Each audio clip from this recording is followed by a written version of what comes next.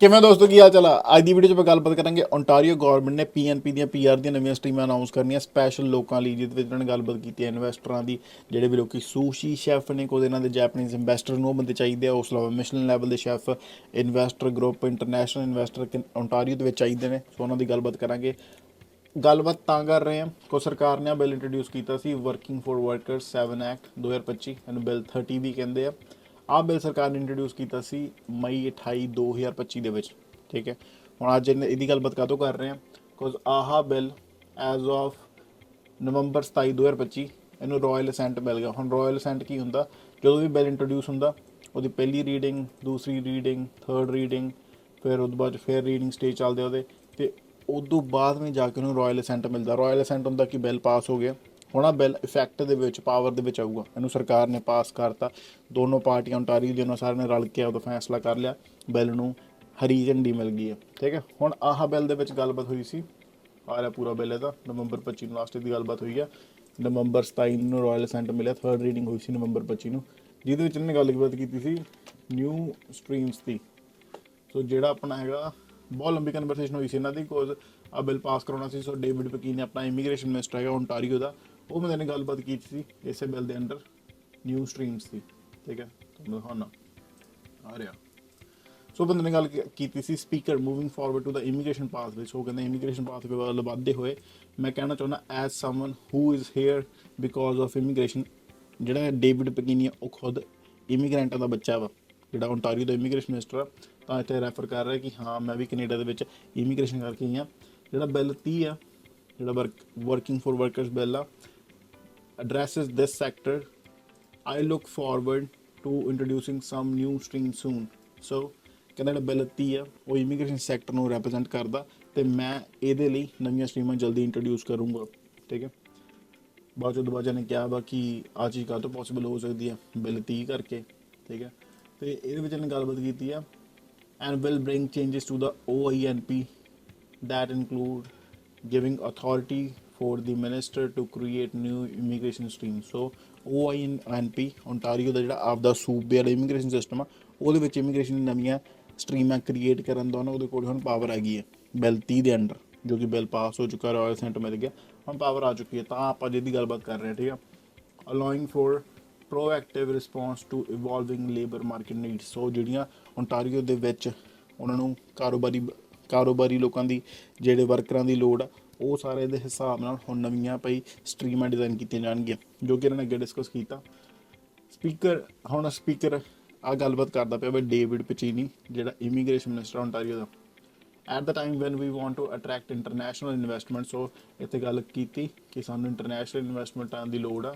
We have got to take steps, ਸਾਨੂੰ ਉਹਦੇ ਲਈ ਕਦਮ ਉਠਾਉਣੇ ਪੈਣਗੇ। I have often told in this place the story of Enrico. So Enrico ਦੀ ਗੱਲਬਾਤ ਕੀਤੀ ਆ, ਜੋ ਕਿ ਸੀ he is an Italian immigrant who came here. ਅਤੇ ਉਹਦੇ ਬਾਅਦ ਉਹਨੇ ਆ ਡਾਕੋਸਟਾ ਬੇਕਰੀ ਖੋਲ੍ਹੀ ਉਹ ਬੰਦੇ ਨੇ।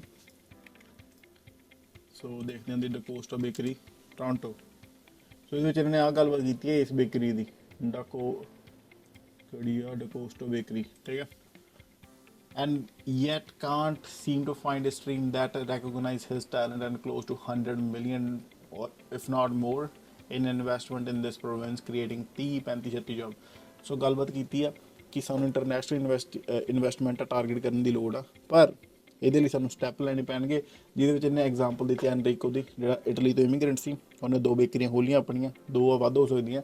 ਉਹਨੇ 100 ਮਿਲੀਅਨ ਤੋਂ ਵੱਧ ਪ੍ਰੋਵਿੰਸ 'ਚ ਇਨਵੈਸਟ ਕੀਤਾ, 30 35 36 ਜੋਬਾਂ ਕ੍ਰੀਏਟ ਕੀਤੀਆਂ, ਬਟ ਸਟਿਲ ਉਹਦੇ ਲਈ ਕੋਈ ਪੀਆਰ ਦਾ ਰਾਸਤਾ ਨਹੀਂ ਹੈਗਾ। ਠੀਕ ਹੈ, ਤਾਂ ਕਰਕੇ ਆ ਕਹਿੰਦੇ ਆ ਕਿ ਕੋਈ ਉਹਦੇ ਟੈਲੈਂਟ ਨੂੰ, ਇਨਵੈਸਟਮੈਂਟ ਨੂੰ ਕੋਈ ਵੀ ਸਟਰੀਮ ਨਹੀਂ ਰੈਕੋਗਨਾਈਜ਼ ਕਰਦੀ।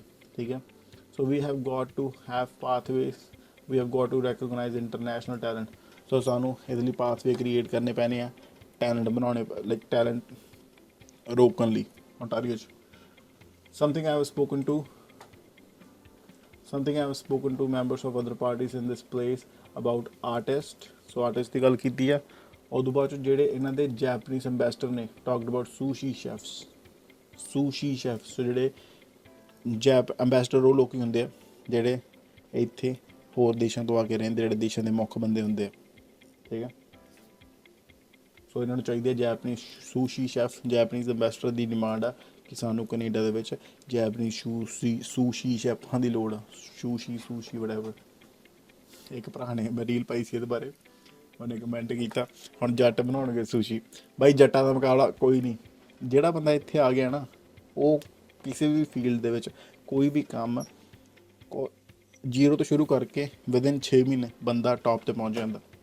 ਇੰਨੇ ਦਿਮਾਗ ਤੇਜ਼ ਆ, ਇੰਨਾ ਆਪਣੇ ਪੰਜਾਬੀਆਂ ਦੇ ਖੂਨ ਦੇ ਵਿੱਚ, ਆਪਣੇ ਦੇਸੀਆਂ ਦੇ ਖੂਨ ਦੇ ਵਿੱਚ ਆ ਕਿ ਕੋਈ ਵੀ ਕੰਮ ਜਿਹਦੀ ਜ਼ੀਰੋ ਨੌਲੇਜ ਆ, ਪੈ ਗਏ ਕੰਮ ਦੇ ਵਿੱਚ 6 ਮਹੀਨੇ ਦੇ ਵਿੱਚ ਬੌਸ ਜਿਹੜਾ ਕੰਮ ਕਰ ਰਿਹਾ, ਆਪਰੇਟ ਕਰ ਰਿਹਾ, ਉਸ ਲੈਵਲ ਤੱਕ ਬੰਦਾ ਪਹੁੰਚ ਜਾਂਦਾ। ਵੀ ਇੰਨਾ ਦਿਮਾਗ ਤੇਜ਼ ਆਪਣੇ ਲੋਕਾਂ ਦਾ ਵੀ ਪਹੁੰਚਣ 'ਤੇ ਆਵੇ ਨਾ। ਬਸ ਉਹੀ ਆਪਣੇ ਲੋਕ ਫਸੇ ਰਹਿੰਦੇ ਵੀ ਇੱਕ ਦੂਸਰੇ ਨੂੰ ਨੀਚੇ ਖਿੱਚਣ 'ਚ। ਪਰ ਜੇ ਪੋਟੈਂਸ਼ੀਅਲ ਸਾਰਿਆਂ ਦਾ ਜੋੜ ਲਈਏ, ਇੱਕ ਦੂਸਰੇ ਦਿਮਾਗ ਨਾਲ ਸਹੀ ਚੱਲੀਏ, ਇੱਕ ਦੂਸਰੇ ਸਾਥ ਦਈਏ, ਆਪਣੀ ਕਮਿਊਨਿਟੀ ਨੰਬਰ 1 'ਤੇ ਹੋਊਗੀ। ਤਾਂ ਹੀ ਤਾਂ ਮੱਚਦੇ ਆਪਣੇ ਤੋਂ, ਵੀ ਇਹਨਾਂ ਨੂੰ ਪਤਾ ਆਹ ਬੰਦੇ ਸਾਡੇ ਤੋਂ ਅੱਗੇ ਲੰਘ ਸਕਦੇ। ਸੋ ਸ਼ੇਰੋ, ਕਦੇ ਵੀ ਐਂ ਨਾ ਸੋਚੋ ਤੁਸੀਂ ਕਿਸੇ ਨੂੰ ਘੱਟ ਹੋ, ਤੁਸੀਂ ਸਭ ਤੋਂ ਅੱਗੇ ਹੋ। ਠੀਕ ਹੈ। ਉਹਦੇ ਬਾਅਦ 'ਚੋਂ ਵਿਦ ਮੀ ਆਫ ਕੋਰਸ ਅਤੇ ਮਿਸ਼ਲਨ ਸ਼ੈਫ ਦੀ ਗੱਲ ਕੀਤੀ ਹੈ। So sushi chef, artist, Michelin chefs, and you know they contribute to our tourism, hospitality sector, and we have got to recognize excellence in research. So research sector ਦੇ ਵਿੱਚ, so a new talent stream will be able to do that. So ਇੱਕ ਤਾਂ international investment ਵਾਲੀ ਗੱਲ ਹੋ ਗਈ, ਇੱਕ ਗੱਲਬਾਤ ਇਹਨਾਂ ਨੇ ਕਰ ਲਈ ਨਿਊ ਟੈਲੈਂਟ ਸਟਰੀਮ ਦੀ, ਜਿਹਦੇ ਵਿੱਚ ਇਹਨਾਂ ਨੇ ਕਰਨੇ ਆ ਆਰਟਿਸਟ, ਸੂਸ਼ੀ ਸ਼ੈਫ, ਮਿਸ਼ਲਨ ਸ਼ੈਫ ਅਤੇ ਰਿਸਰਚਰ। ਠੀਕ ਹੈ। We are giving the ministry the ability, of course, strengthen progress of system, the ability to require in-person. So ਇਹਨਾਂ ਨੇ ਗੱਲਬਾਤ ਕੀਤੀ ਹੈ in-person interviews ਦੀ, ਜਿਹੜਾ ਇਹਨਾਂ ਦੇ ਓਨਟਾਰੀਓ PNP ਦੇ ਵਿੱਚ ਫਰਾਡ ਚੱਲਦਾ ਉਹਦੇ ਕਰਕੇ, ਜੋ ਪਹਿਲਾਂ ਵੀ ਇਹਨਾਂ ਨੇ ਇੰਟਰਵਿਊ ਐਡ ਕਰ ਦਿੱਤਾ ਅਕਤੂਬਰ 30 ਵਾਲੇ ਬਿੱਲ ਦੇ ਵਿੱਚ। ਸੋ ਬੇਸਿਕਲੀ ਆਹ ਹੋਲ ਪੁਆਇੰਟ ਕੀ ਇਹਨਾਂ ਦਾ ਕਿ ਓਨਟਾਰੀਓ ਦੀ PNP ਹੁਣ ਫੋਕਸਡ ਹੋਊਗੀ ਇਨਵੈਸਟਮੈਂਟਾਂ ਵੱਲ ਜਾਂ ਫਿਰ ਕਰੀਮ ਸ਼ੈਫਾਂ ਦੇ ਵੱਲ, ਇਨਵੈਸਟਮੈਂਟ ਰਿਸਰਚ ਗਰੁੱਪ ਵਾਲਿਆਂ ਦੇ ਵੱਲ। ਸੋ ਚੰਗੀ ਚੀਜ਼ ਵੀ ਆ, ਆਪਾਂ ਸਪੋਰਟ ਵੀ ਕਰਦੇ ਹਾਂ। ਮੇਰੀ ਸਰਕਾਰ ਤੋਂ ਬਿੱਲ ਨਾਲ ਕੋਈ ਲੈਣ ਦੇਣ ਨਹੀਂ ਹੈਗੀ, ਨਾ ਮੇਰੀ ਇੰਨੀ ਪਾਵਰ ਹੈ ਕਿ ਹਾਂ ਮੈਂ ਬਿੱਲ ਦੇ ਵਿੱਚ ਕੋਈ ਬਦਲਾਅ ਕਰ ਸਕਾਂ। ਮੈਂ ਸਿਰਫ ਇੰਨੀ ਹੱਥ ਜੋੜ ਕੇ ਬੇਨਤੀ ਕਰਨੀ ਚਾਹੁੰਦਾ, ਆਪਣੇ ਭੈਣ ਭਰਾ ਠੰਡ ਦੇ ਵਿੱਚ ਪ੍ਰੋਟੈਸਟ ਕਰਦੇ ਪਏ ਓਨਟਾਰੀਓ ਦੇ ਵਿੱਚ। ਠੀਕ ਹੈ। ਉਹ ਜਵਾਕਾਂ ਨੇ ਸਕਿੱਲ ਟ੍ਰੇਡ 'ਚ ਕੰਮ ਕੀਤਾ, 2025 ਸਰਕਾਰ ਨੇ ਕੋਈ ਡਰਾਅ ਨਹੀਂ ਕੱਢਿਆ, ਅਤੇ ਇਸ ਟਾਈਮ ਉਹ ਜਵਾਕ ਧਰਨਾ ਲਾ ਖੜੇ ਆ। ਠੀਕ ਹੈ। ਸੋ ਤੁਹਾਨੂੰ ਦਿਖਾਉਣਾ OMP ਪ੍ਰੋਟੈਸਟ। ਸੋ ਆਹ ਸਾਰੇ ਆਪਣੇ ਭਰਾ ਖੜੇ ਆ।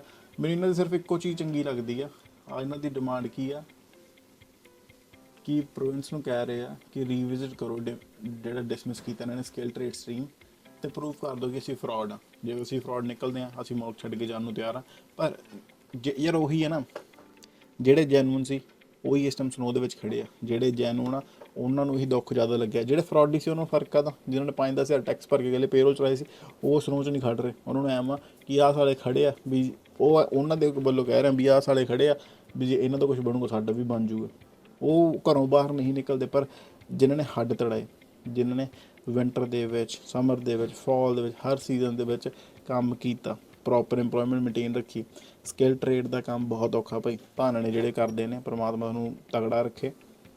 ਜਦੋਂ ਬੰਦੇ ਨੇ ਇੱਕ ਨੰਬਰ 'ਚ ਮਿਹਨਤ ਕੀਤੀ ਹੋਵੇ, ਸਾਰਾ ਕੁਝ ਜੈਨੂਅਨ ਕੀਤਾ ਹੋਵੇ, ਫਾਈਲਾਂ ਪਾਈਆਂ ਹੋਣ, ਇਨਵੀਟੇਸ਼ਨ ਅਸੈਪਟ ਕਰਕੇ $1500 ਭਰ ਕੇ ਫਾਈਲਾਂ ਭਰੀਆਂ, ਉਹਨਾਂ ਤੱਕ ਦੀਆਂ ਫਾਈਲਾਂ ਰਿਟਰਨ ਕਰਤੀਆਂ ਵੀ ਉਹਨਾਂ ਦੇ ਪਰਮਿਟ ਮੁੱਕਣ ਵਾਲੇ ਸੀ।